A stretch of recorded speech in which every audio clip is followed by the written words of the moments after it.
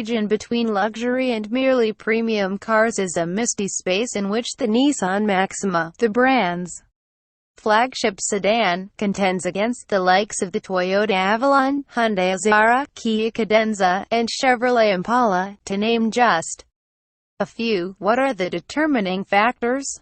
Clearly, it's more than price. The Maxima's MSRP range opens at $33,795, which is right around the current average new car transaction figure. Like all cars in its class, it easily can be equipped to climb over the $40,000 frontier, and the top-of-the-line Platinum Edition, our test subject, starts at $41,225. That's barely a down payment for any Rolls-Royce. They might not even let you in the door with so little cash. But for 95%ers, 40 grand is a substantial sum, and in their eyes, had the industry not invented the premium category, this Maxima would qualify as a luxury. Or it would with an infinity label on it. Another distinguishing characteristic of this class is that the cars share their mainstream brand names with lower-rung models such as the Corolla, Elantra, Forte, Cruze, and Sentra. Leaving aside the badge prestige factor, let's check the major lux elements here. Leather check, and the seats are heated, ventilated, perforated, and off-white. Weight, off-white. Nissan calls it cashmere, the other choice being charcoal, but it's a very light hue that dictates no chocolate ice cream cones be allowed inside, ever. It's hard to love this. Nissan's wood grain trim, too, which is allegedly inspired by mahogany. Its appearance on the instrument panel, door trim, and center console is one of the upgrades that comes standard with the Platinum trim level, and it makes a case for choosing the slightly less pricey and marginally more driver-oriented senior model we tested in mid-2015.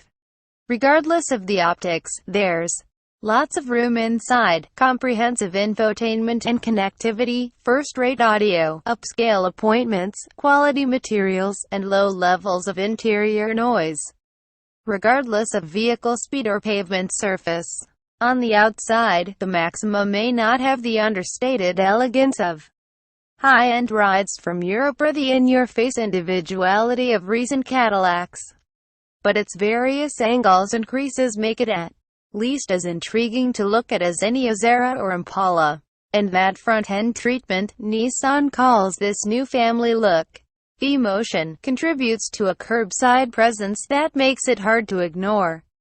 Checking under the sheet metal, the luxury car argument gets a little feeble. The naturally aspirated 3.5-liter V6 cranks up respectable horsepower, enough to propel our 3,607-pound test car to 60 miles per hour in 5.7 seconds, not exactly thrilling but consistent with the standards of its competition.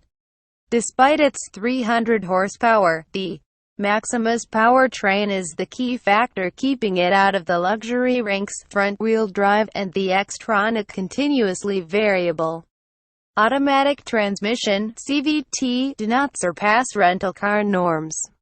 Nissan has been a leader in CVT development, and the Maxima suggests this once reviled device is edging toward acceptability among folks who like to drive with a weighty foot on the throttle. The transmission delivers simulated upshifts and also responds well to manual shifting.